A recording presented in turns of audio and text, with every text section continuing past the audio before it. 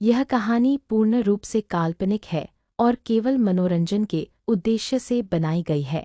इसमें उपयोग किए गए सभी नाम, पात्र और घटनाएं मेरी अपनी कल्पना पर आधारित हैं। इस कहानी का किसी भी वास्तविक व्यक्ति, घटना या अन्य कहानी से कोई संबंध नहीं है। यदि किसी भी प्रकार की समानता पाई जाती है तो उसे मात्र एक संयोग माना जाए। मैं हूँ आपका भाई दिव्यांशु उपाध्याय और अब शुरू होती है एक नई रहस्यमयी और रोमांच से भरी कहानी। कहानी में अब तक आपने देखा कि विद्युतान सूर्यवंशी वहां राजसी देव के सामने खड़ा होता है और उनसे बात करता है। राजसी देव के निर्देशानुसार कुदरती टंडराजित को विद्युतान सूर्यवंशी अपने चित्रकालंग में रख लेता है और फिर उस जगह पर आदिसी देव से उस स्वर्ण बॉक्स का राज पूछता है, लेकिन उसे सिर्फ इतना पता चलता है कि यह स्वर्ण बॉक्स में दी हुई सील एक अद्वैत के द्वारा दी हुई सील है। इसके बाद विद्युतान सूर्यवंशी वहां से उस आयाम के थ्रू बाहर निकलने लगता है। तो आदिसी देव भी वहां पर अपने पैर को पटकते हैं और वहां से जाने लगते हैं। तो कहानी अब आगे मेरे साथ में आपका छोटा भाई दिव्यांशु उपाध्याय। तो अब आगे आदिसी देव अपने पैर को पटकते हैं और वहां से तुरंत गायब हो जाते हैं। आदिसी देव के वहां से जाने के बाद सिर्फ आदिसी देव की आवाज ही वहां पर गूंजती है, जिसमें आदिसी देव गूंजती हुई आवाज में कहते हैं, लड़के तुम बाहर निकलोगे तो तुम्हें कुछ ऐसा मालूम होगा जिसे तुम्हारी आंखें चौड़ जाएंगी। और इतना कहने के बाद वहां से ऊपर से एक रोशनी जो कि गोल्डन कलर की दिख रही थी वह सीधा आती है और आयाम में जहां से विद्युतान सूर्यवंशी गया था वहां से निकल जाती है। फिर आदिसी देव आगे कहते हैं, यहाँ तुम्हें बाहर जाकर मिल जाएगी और ये मेरी तरफ से तुम्हारे लिए एक छोटा सा इनाम। इतना कहने के बाद आदिसी देव तुरंत वहां से गायब हो जाते हैं। आदिसी देव से वहां से जाने के बाद वहां पर खड़े हुए तीनों व्यक्ति यानी नित्य देव, रविंद्र देव और युगराज देव वहां तीनों एक दूसरे की तरफ देखते हैं और अपने कंधों को झुकाते हुए वहां से गायब हो जाते हैं। उन सब के वहां से जाने के बाद वहां पर जो आता है और सामने की तरफ देखते हुए कहता है, ये लड़का मुझसे कम ताकतवर था लेकिन फिर भी इसने। इतना कहने के बाद वह इधर उधर देखता है और जहां पर पहले कुदरती ठंडक रखी हुई थी उस पटिया के ऊपर जाता है और जाकर सो जाता है। वहीं आदिसी देव के द्वारा बनाई हुई इस आदिसी संसार से बाहर हमें अल्फा साम्राज्य का दृश्य दिखाया जाता है, जहां पर हम देखते हैं अल्फा साम्राज्य के उसी विशाल मैदान के अंदर वहां पर अभी तक ज्यादा समय नहीं हुआ बल्कि 30 से 40 मिनट हुए ही हैं। तभी वहां पर खड़ा हुआ वह व्यक्ति जिसका नाम रुद्रदेव था और जो कि अग्नि चित्र का लीडर था, वह सामने की तरफ देखता है और जोर जोर से हंसते हुए कहता है, हा हा हा हा हा हा हा हा। अब उस लड़के का जीवित बचकर लौट आना असंभव है क्योंकि आदिसी देव अब उसे जीवित आने ही नहीं देंगे। इतना कहने के बाद उसके चेहरे पर एक मुस्कुराहट आती है। उसके चेहरे पर आती इस मुस्कुराहट को देखने के बाद वहीं पर ऊंचे सिंहासनों पर बैठी हुई एक लड़की जो कि कोई और नहीं बल्कि निर्जा थी। निर्जा वह सामने की तरफ देखती है और रुद्रदेव की तरफ देखते हुए कहती है, हाँ तुम्हारी तरह वो कायर तो नहीं था इसीलिए वह पीछे नहीं हटा। और रुद्रदेव इस बात को मत भूलो कि वह एक अर्धविनाशक योद्धा बन चुका है।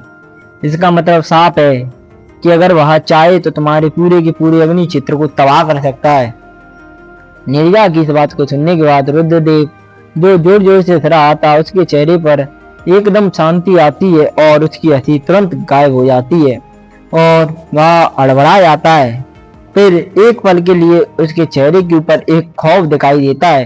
फिर उसके बाद वह खौफ धीरे धीरे एक सातर भरी मुस्कुराहट में बदल जाता है। तभी रुद्रदेव वह जोर से हंसता है और हंसते हुए कहता है, लेकिन इसके लिए तो उसे जीवित रहना होगा और कहाँ तक मैं जानता हूँ आदिसी देव उसे जीवित तो नहीं छोड़ने वाले।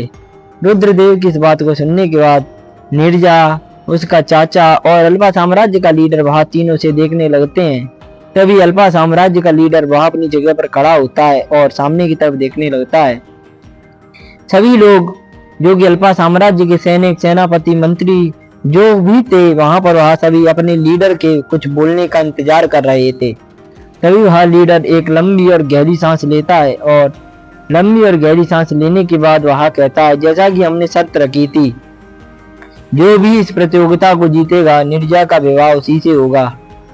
लेकिन इस प्रतियोगिता में विद्युतान सूर्यवंशी वह आदित्य देव के साथ जा चुका है और वो भले ही एक विनाशक योद्धा है और वह ताकतवर है, लेकिन वह अपनी आदि शक्तियों से ही अपने सामने खड़े हुए योद्धा यानी कि अग्नि क्षेत्र के लीडर रुद्रदेव से लड़ रहा था।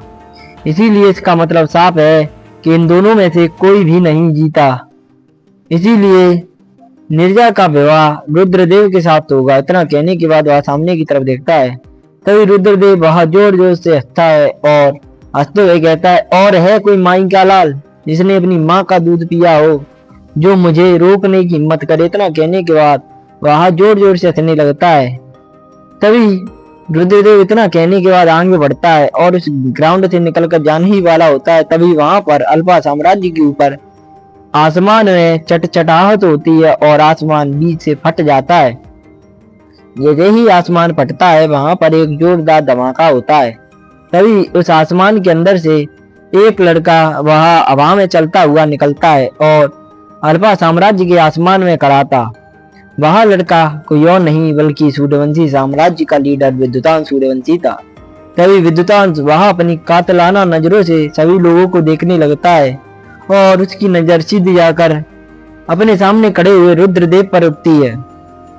जैसे ही विद्युतांश की नजर रुद्रदेव पर रुकती है, रुद्रदेव वहां कांप जाता है और उसका शरीर हड़बड़ाने लगता है। तभी रुद्रदेव की तरफ देखते हुए विद्युतांश वहां जोर जोर से हंसता है और रुद्रदेव की तरफ देखते हुए कहता है, तो क्यों मुकाबले को फिर से शुरू करें। इतना कहने के बाद वह अपने पैर को आगे बढ़ाता है और अगले ही क्षण वह रुद्रदेव के जस्ट बगल में खड़ा था। रुद्रदेव उसकी इस रफ्तार को देख भी नहीं पाया था। तभी सभी लोग कांप जाते हैं और कांपती हुई आवाज में कहते एक अर्ध विनाशक योद्धा। इतना कहने के बाद वह सभी लोग कांपने लगते हैं। रुद्रदेव अचानक से विद्युतांश को अपने बगल में खड़ा हुआ देखता है और उसकी भी हंसी तुरंत गायब हो जाती है और वह डरी हुई आवाज में कहता है, अरे विद्युतांश, तुम तो बुरा मान गए। मेरा कहने का मतलब ये था कि कोई और है जो तुमसे लड़े नीरजा के लिए, क्योंकि नीरजा तो तुम्हारी ही है। रुद्रदेव को इस समय डरता हुआ देखकर अग्नि क्षेत्र के सभी योद्धा उसे ऊपर से नीचे तक घूर घूर कर देख रहे थे। इस बात को रुद्रदेव भी जानता था। इससे उसकी इज्जत पर थोड़ा बहुत दाव तो लगता, लेकिन रुद्रदेव चूतिया नहीं था। वह भी जानता था कि अगर उसने विद्युतांश के सामने हार नहीं मानी तो विद्युतांश की शक्तियां उससे अब बहुत ज्यादा ताकतवर है। विद्युतांश सिर्फ उसे देखने मात्र से तबाह करने की ताकत रखेगा। विद्युतांश भी रुद्रदेव की इस उलझन को समझ रहा था। तभी विद्युतांश वहां रुद्रदेव की तरफ देखता है और रुद्रदेव की तरफ देखते हुए कहता है, तो तुम चिंता मत करो, जैसा कि हमने तय किया था मैं तुमसे आधा कदम चरम के सर्वेश्वर योद्धा की शक्तियों के साथ ही लड़ूंगा। रुद्रदेव जैसे ही उसकी इस बात को सुनता है, उसके डरे हुए चेहरे पर एक मुस्कुराहट आती है और वह जोर जोर से हंसने लगता है और हंसते हुए वह विद्युतांश की तरफ देखता है और विद्युतांश की तरफ देखते हुए कहता है, तुम अपने वादे से मुकरोगे तो नहीं। विद्युतांश उसकी बात को सुनता है और उसकी तरफ देखते हुए कहता है, मैं सूर्यवंशी खानदान से हूँ और हम सूर्यवंशियों में जान जाए पर जुबान ना जाए यह प्रथा है। इसीलिए तुम चिंता मत करो, मैं विद्युतान सूर्यवंशी तुमसे अब वादा करता हूँ, भले ही मेरी तुम्हारे हमलों से जान चली जाए, लेकिन मैं अपनी शक्तियों को अर्ध सर्वेश्वर से ज्यादा नहीं करूंगा। जैसे ही रुद्रदेव विद्युतान सूर्यवंशी की इस बात को सुनता है, उसके चेहरे पर एक मुस्कुराहट आती है और वह जोर जोर से हंसते हुए कहता है, तो ठीक है लड़के, मुझे लगता है कि आदित्य देव से युद्ध में तेरे सिर पर चोट लग गई, इस वजह से तू यहाँ भैंकी भैंकी बातें कर रहा है। इतना कहने के बाद वह जोर जोर से हंसता है और तुरंत उसी मैदान में फिर से पहुंच जाता है। विद्युतांश भी उसकी इस हड़बड़ाहट को देखता है और वह समझ पा रहा था और रुद्रदेव भी इस बात को जानता था कि यह उसके लिए आखिरी मौका है। अगर वह विद्युतांश को हराकर नीरजा से विवाह कर लेता है तो विद्युतांश नीरजा को पसंद करता है। इसके लिए रुद्रदेव विद्युतांश से कुछ भी मांग सकता है। कुछ भी का मतलब कुछ भी, यानी कि उसका त्रिकाल भी और उसका सबसे ज्यादा ताकतवर हमला सुदर्शन चक्र और प्रलय सूर्य मंत्रा भी। विद्युतांश भी उसकी इस मंशा को समझ रहा था। तभी विद्युतांश वह अपने पैर को जमीन पर मारता है और सीधा रुद्रदेव के सामने आता है। तभी रुद्रदेव वह तुरंत अपने हाथों की सील बदलता है और उसके शरीर के अंदर से बहुत ज्यादा ताकतवर शक्तियां निकलने लगती हैं। तभी विद्युतांश भी इन शक्तियों को महसूस करता है और विद्युतांश भी तुरंत अपने हाथों की सील बदलता है। तभी विद्युतांश के शरीर के अंदर से इतनी ज्यादा खतरनाक शक्तियां निकलती हैं जिनके दबाव से पूरा का पूरा अल्पा साम्राज्य कांप जाता है और रुद्रदेव के मुंह से तुरंत खून निकलता है और वह धड़ाम की आवाज के साथ जमीन पर जा गिरता है। तभी विद्युतांश वह अड़बड़ाता है और अड़बड़ाते हुए रुद्रदेव की तरफ देखता है और उसकी तरफ देखते हुए कहता है, अरे मुझे माफ करना, मैं अपनी शक्तियों को दबाना भूल ही गया कि वो आदिशि देव से लड़ते लड़ते मेरी शक्तियां कब अचानक बाहर निकल जाती हैं। इतना कहते हुए वह तुरंत अपने हाथों की सील बदलने लगता है। तभी रुद्रदेव जो उस समय इसके मुंह के अंदर से खून निकल रहा था और जिसका पूरा मुंह वह माटी से बिगड़ चुका था, वह अपने मुंह से खून को पहुंचता है और वह सामने की तरफ देखता है और अपने दांतों को मिसाते हुए कहता है, ये लड़का। इतना कहने के बाद रुद्रदेव वह अपने जवान को लगाम दे देता है क्योंकि वह जानता था कि विद्युतांश की शक्तियां सिर्फ एक क्षण के लिए ही बाहर निकली जिसने पूरे के पूरे अल्फा साम्राज्य को कांपने पर मजबूर कर दिया और रुद्रदेव को जमीन पर लाकर पटक दिया। तभी विद्युतांश वह अपने भीतर झांकता है और अपने जुड़वा भाई ब्लैक ज्वाला की तरफ देखते हुए कहता है, ये क्या बदतमीजी है। तभी ब्लैक ज्वाला और उसके सभी जुड़वा भाई वहां एक दूसरे की तरफ देखकर बहुत जोर जोर से हंस रहे थे। तभी विद्युतांश को वहां पर देखकर ब्लैक ज्वाला शांत होती है और वह विद्युतांश की तरफ देखते हुए कहती है, यह चचुंदर से मौका बहुत ज्यादा बोल रहा था, इसलिए मैंने तुम्हारे शरीर पर काबू करके तुम्हारी शक्तियों को दबने नहीं दिया। हालांकि बात यह थी कि विद्युतांश ने अपने शक्ति बंधन मंत्रा से अपनी शक्तियों को दबा दिया था, लेकिन तुरंत ही ब्लैक ज्वाला ने उसके ऊपर काबू किया और उसकी शक्तियों को बाहर निकाल दिया। इससे हुआ ये जो आप सभी लोग जानते हैं। तभी विद्युतांश वहां उनकी तरफ देखता है और उनकी तरफ देखते हुए कहता है, नहीं, मैं इसे ईमान और धर्म से ही रहूंगा। इतना कहने के बाद विद्युतांश वहां उनकी तरफ देखता है। तभी वहीं पर खड़ा हुआ विद्युतांश का छठवा जुड़वा भाई वह विद्युतांश की तरफ देखता है और उसकी तरफ देखते हुए कहता है, यहाँ पर ये लड़की कितनी खूबसूरत है, तुम्हारी शादी इसके साथ हो जाए तो तुम अपने शरीर को मुझे काबू करने देना। विद्युतांश जैसे ही उसकी इस बात को सुनता है उसके चेहरे पर एक गुस्से भरा भाव दिखने लगता है, लेकिन उसके छठे जुड़वा भाई की बात को सुनने के बाद वहां पर खड़े हुए सभी लोग वहां जोर जोर से हंसने लगते हैं और वहीं से विद्युतांश का दूसरा जुड़वा भाई वहां उस छठे जुड़वा भाई की तरफ देखता है और उसकी तरफ देखते हुए कहता है, हाँ, जैसा तुमने कीर्ति साम्राज्य में किया था वैसा ही तुम यहाँ पर भी कर देना। इतना कहने के बाद वह जोर जोर से हंसने लगते हैं। विद्युतांश भी उनकी इस बातों को सुनता है और वह अपने सिर पर हाथ मारता है और हाथ मारते हुए वह खुद में ही बड़बड़ाता है, मैं बाहर दुनिया से लड़ सकता हूँ, आदिशि देव को भी टक्कर दे सकता हूँ, लेकिन इन कमीनों को।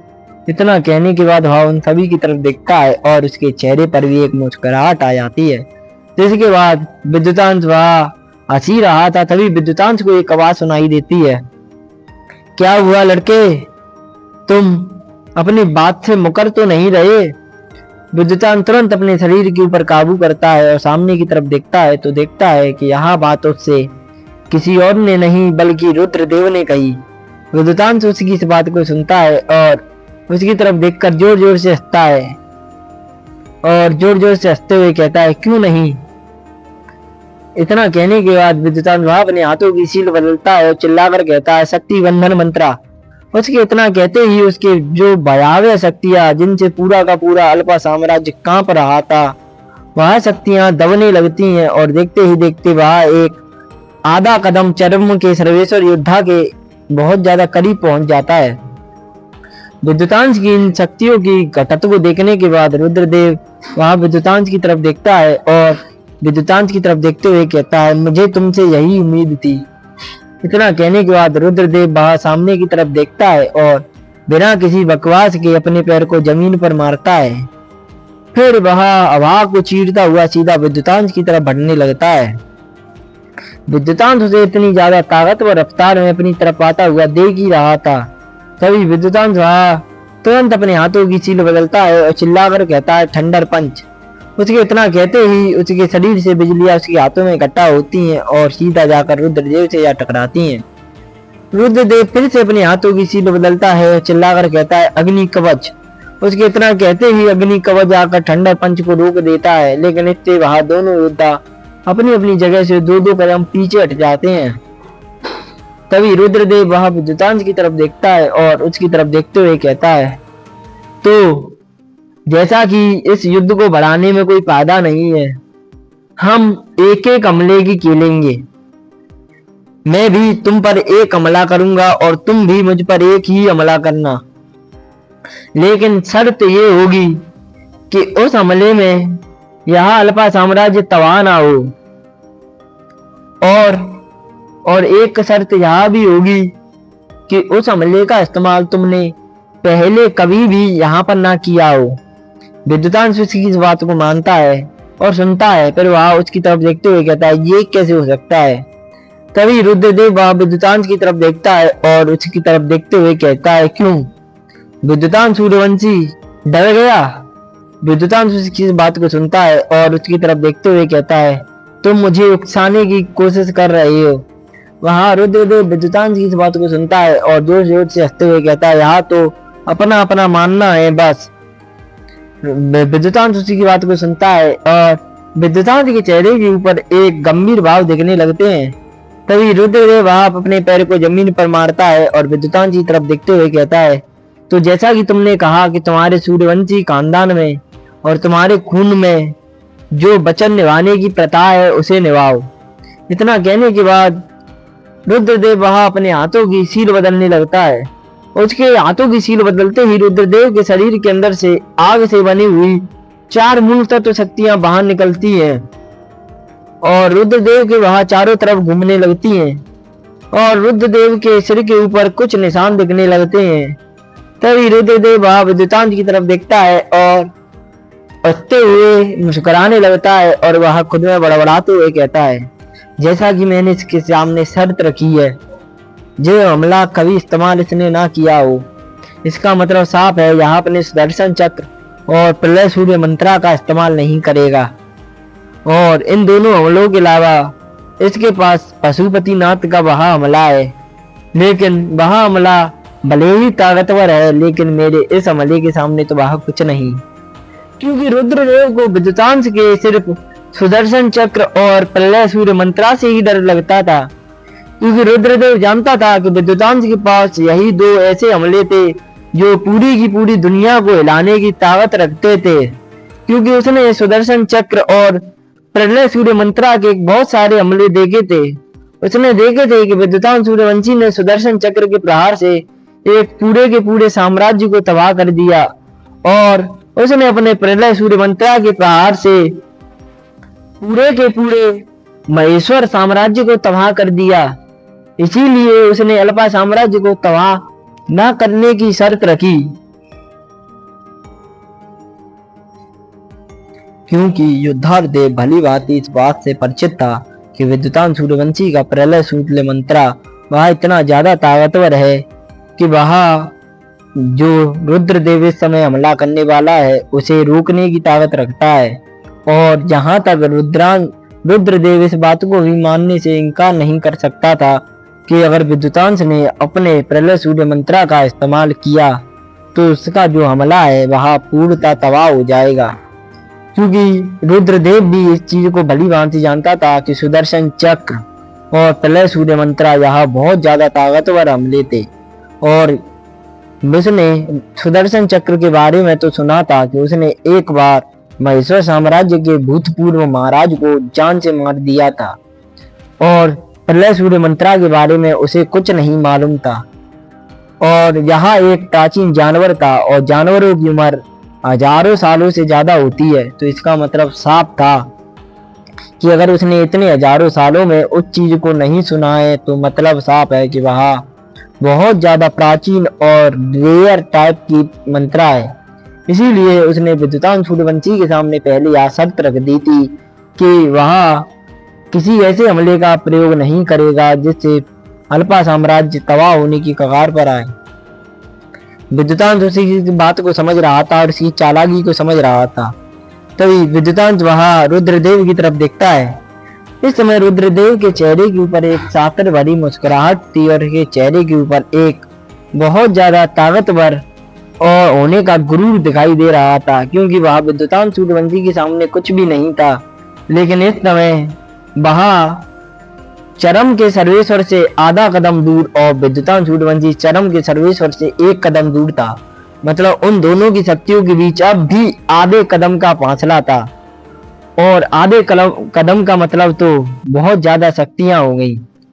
तभी युद्धादेव वहां खुद में बड़बड़ाता है और बड़बड़ाते हुए कहता है, मुझे इसे हराना होगा और नीरजा से विवाह का प्रस्ताव रखना होगा ताकि मैं इस पे प्रलय सूर्य मंत्रा को ले सकूं।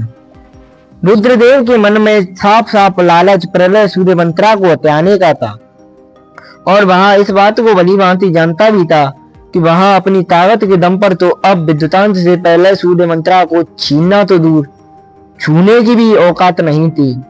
पहले तो वहां विद्युतांश से शायद प्रलय सूर्य मंत्रा को छीनने की कोशिश करता, लेकिन अब तो वहां विद्युतांश सूर्यवंशी के सामने एक चींटी से ज्यादा कुछ नहीं था। अगर विद्युतांश वहां अपनी पूरी शक्तियों का दबाव उसके ऊपर रख देता, उसी से वहां तबाह हो जाता। तभी रुद्रदेव इतना सोचते हुए वहां सामने की तरफ देखता है। इस समय रुद्रदेव के चारों तरफ बहुत सारी आग से बनी हुई शक्तियां घूम रही थी। तभी रुद्रदेव वहां उन सभी मूल तत्व शक्तियों से शक्तियों को खींचता है और अपने शरीर के अंदर खींचने लगता है। उसके शरीर के अंदर से यह शक्तियां खिंचती चली जा रही थी और उसके पीछे एक भाला दिखने लगता है जो कि पूर्णतः अग्नि से बना हुआ था। वह भाला दिखने लगता है, देखते ही देखते उसके पीछे एक आभा भी दिखने लगती है जिसने अपने हाथों में उस भाले को पकड़ा हुआ था और वह आभा किसी प्राचीन कबीले के योद्धा ऐसी लग रही थी, जो कि कोई जानवर था जिसकी लंबी लंबी चोंच और उसके दो बड़े बड़े पंख जिनसे आग निकल रही थी। मानो वह किसी दिखने में किसी शैतान से कम नहीं लग रहा था और उसके पैरों की जगह इंसान के पैर थे, मानो कि वहां कोई दैत्य हो। तभी वह सामने की तरफ देखता है तो वह देखता है कि विद्युतांश सूर्यवंशी वहां उसी की तरफ देख रहा है। तभी विद्युतांश वहां उसकी तरफ देखता है और उसकी तरफ देखते हुए कहता है, तुमने खेल तो अच्छा खेला लेकिन बंदा गलत चुना। इतना कहने के बाद विद्युतांश के चेहरे पर एक मुस्कुराहट आ जाती है। फिर विद्युतांश वह अपने पैर को जमीन पर मारता है और आसमान में ऊपर उड़ने लगता है। फिर वह सामने की तरफ देखता है और अपने हाथों से सील बनाने लगता है। वह अपने हाथों से सील बनाने लगता है तो वहां इस समय विद्युतांश अपने सबसे ताकतवर हमलों में से एक यानी कि आदिनाथ प्रलय मंत्रा, जो कि उसे अभी अभी मिला था, उसे बनाने लगता है। विद्युतांश इस समय आदिनाथ प्रलय मंत्रा के लिए अपने हाथों से सील बनाता है। विद्युतांश देखता है कि वह जैसे ही आदिनाथ प्रलय मंत्रा के लिए सील बनाता है, उसके मुंह से उल की आवाज के साथ खून निकलता है और वह अड़बड़ा कर पीछे हो जाता है। फिर वह अपने हाथों से अपने मुंह के खून को पोंछता है और सामने की तरफ देखता है और फिर वह फिर से आदिनाथ प्रलय मंत्रा को सील बनाता है, लेकिन फिर से वह खून निकलता है और इस बार वह जमीन पर आकर लड़खड़ाकर गिरने वाला ही था। तभी विद्युतांश वह खुद को संभालता है और हड़बड़ाते हुए कहता है, ये सब क्या हो रहा है? मैं आदिनाथ प्रलय मंत्रा का इस्तेमाल क्यों नहीं कर पा रहा हूँ? विद्युतांश वह इतना हड़बड़ा ही रहा था। तभी विद्युतांश को उसके शरीर के अंदर रह रही ब्लैक ज्वाला उसकी आवाज आती है, अरे तुम भूल गए कि आदिनाथ प्रलय सूर्य मंत्रा के लिए अपार शक्तियां चाहिए और इस समय तुम्हारी शक्तियां सिर्फ अभी अर्ध सर्वेश्वर रैंक के योद्धा के आसपास हैं। विद्युतांश जैसे ही उसकी इस बात को सुनता है वह अड़बड़ा जाता है और अड़बड़ाते हुए कहता है, हाँ तुमने सत्य कहा। इतना कहने के बाद वह सामने की तरफ देखने लगता है। वह सामने की तरफ देखता है तो वह देख रहा था इस समय युद्धार देव यानी रुद्रदेव उसका हमला तैयार होता चला जा रहा था। इस समय रुद्रदेव के पीछे आधा प्राचीन जानवर और आधा इंसान जैसा दिखने वाला एक जानवर था, जिसके हाथों में एक भाला जगमगा रहा था, जो कि किसी आग की तरह जगमगा रहा था। उस भाले के अंदर से बहुत ज्यादा ताकतवर शक्तियां महसूस हो रही थी। विद्युतान जानता था कि अगर वह इस समय अपनी असली शक्तियां यानी अर्ध विनाशक रैंक पर होता तो तुरंत ही उस भाले को रोक देता, लेकिन अभी वह चरम के सर्वेश्वर से एक कदम की दूरी पर है। इसका मतलब साफ है कि वह इस भाले को नहीं रोक सकता। और साफ शर्त यहाँ थी कि विद्युतान अपने दो ताकतवर हमलों का इस्तेमाल नहीं कर सकता, जो कि थे सुदर्शन चक्र और प्रलय सूर्य मंत्रा। विद्युतान यहाँ सब सोचता है और सामने की तरफ देखने लगता है। विद्युतान देख पा रहा था कि इस समय युद्धार देव के हाथों से बना हुआ वह भाला जोर जोर से जगमगाने लगता है और उसके अंदर अपार ताकत दिखने लगती है। तभी युद्धार देव वहां अपने सभी सैनिकों की तरफ देखते हैं। जैसे ही रुद्रदेव अपने सभी सैनिकों की तरफ देखते हैं, वह सभी सैनिक वहां अपने अपने शरीर से शक्तियां निकालते हैं और उस पूरे के पूरे मैदान को ढक लेते हैं। तभी वहां सभी लोग अपने अपने शक्तियों से उस पूरे के पूरे मैदान को ढक लेते हैं और वहां पर खड़े हुए सर्वेश्वर रैंक के बुजुर्ग, जो कि महारथी और शुरुआती सर्वेश्वर थे, वह भी अपनी शक्तियों से उस युद्ध के ऊपर एक प्रोटेक्टिव शील बना देते हैं, जैसे युद्धार देव की वह भयावह शक्तियां वहां बाहर नहीं निकलती, क्योंकि वह सभी उन बुजुर्गों के द्वारा बनाई हुई उन प्रोटेक्टिव शीलों से टकरा कर अंदर घुसने लगती हैं।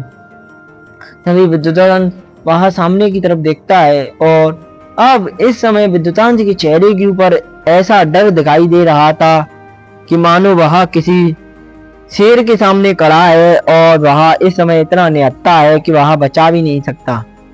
विद्युतान वह सामने की तरफ देखता है और सामने की तरफ देखते हुए कहता है, जी जी ये कैसे हो सकता है? अगर मैं यहाँ पर अपने सुदर्शन चक्र और प्रलय सूर्य मंत्रा का इस्तेमाल कर नहीं सकता और उन हमलों के अलावा ऐसा कोई भी हमला है नहीं जो मेरी नजर में इसे रोक सके। इतना कहने के बाद वह सामने की तरफ देखता है। तभी युद्धार देव वह विद्युतांश की तरफ देखता है और उसके चेहरे पर एक मुस्कुराहट आ जाती है। फिर उसके बाद वह विद्युतांश की तरफ देखता है और उसकी तरफ देखते हुए कहता है, तो लड़के बता क्या कहता है? विद्युतांश उसी की इस बात को सुनता है और अपने एक पल शांति लेता है और अपने चेहरे से उस डर को छुपाता है। लेकिन युद्धार देव वह जाना माना योद्धा था, इसलिए वह विद्युतांश के चेहरे पर आए हुए उस डर को भांप जाता है। तभी विद्युतांश वह युद्धार देव की तरफ देखता है और युद्धार देव की तरफ देखते हुए कहता है, तुम्हें इससे क्या करना? तभी युद्धार देव वह विद्युतांश की तरफ देखता है और उसकी तरफ देखते हुए कहता है, चलिए लीडर, मैं आपको एक ऑफर देता हूँ। विद्युतांश जैसे ही उसकी बात को सुनता है वह युद्धार देव की तरफ देखने लगता है। तभी युद्धार देव वह अपने हाथों की सील पूरी करता है और उसके पीछे वह आभा अपने हाथों में भाला लेकर उसे तान देती है और विद्युतांश के ऊपर निशाना लगाए रहती है।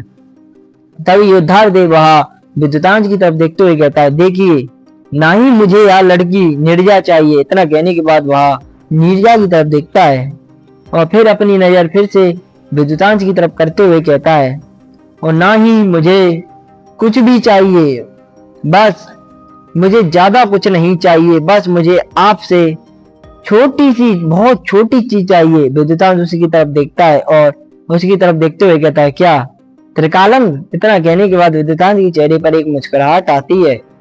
युद्धार देव विद्युतांश की तरफ देखता है और उसकी तरफ देखते हुए कहता है, नहीं, माना त्रिकालन बहुत खास खजाना है, लेकिन त्रिकालन की जरूरत अभी मुझे नहीं है, क्योंकि त्रिकालन को कोई विनाशक योद्धा ही धारण कर सकता है और अभी मैं विनाशक नहीं हूँ और मुझे खुद के ऊपर विश्वास भी नहीं है कि कभी मैं विनाशक योद्धा या अर्ध विनाशक रैंक के आसपास भी पहुंच पाऊं, इसीलिए मुझे त्रिकालन तो नहीं चाहिए। तभी विद्युतांश वह उसकी तरफ देखता है और उसकी तरफ देखते हुए कहता है, तो क्या चाहिए? तभी युद्धार देव वहां विद्युतांश की तरफ देखता है और उसकी तरफ देखते हुए कहता है, मुझे आपकी सबसे ताकतवर सुदर्शन चक्र और प्रलय सूर्य मंत्रा में से सिर्फ प्रलय सूर्य मंत्रा चाहिए। युद्धार देव की इस बात को सुनने के बाद विद्युतांश वहां युद्धार देव की तरफ देखता है और उसकी तरफ देखते हुए कहता है, अच्छा तो तुम्हें प्रलय सूर्य मंत्रा चाहिए। इतना कहने के बाद विद्युतांश वहां युद्धार देव की तरफ देखता है। तभी युद्धार देव वहां विद्युतांश की तरफ देखता है और जोर जोर से हंसने लगता है और हंसते हुए कहता, नहीं, मुझे प्रलय सूर्य मंत्रा और सुदर्शन चक्र दोनों में से कुछ भी नहीं चाहिए। ना ही मुझे त्रकालंग चाहिए, बल्कि मुझे चाहिए। तो क्या हुआ कहानी के अगले इस भाग में? आखिरकार किस चीज की डिमांड कर दी युद्धार देव ने विद्युतांश से, और क्या विद्युतांश उसे वह चीज दे देगा? अगर नहीं तो विद्युतांश किस हमले का इस्तेमाल करेगा और कैसे बचेगा वो युद्धार देव के इस हमले से? जानने के लिए बने रहे मेरे साथ में, आपका छोटा भाई दिव्यांशु उपाध्याय, मेरे चैनल दिव्यांशु स्टोरी वर्ल्ड पर। राम राम।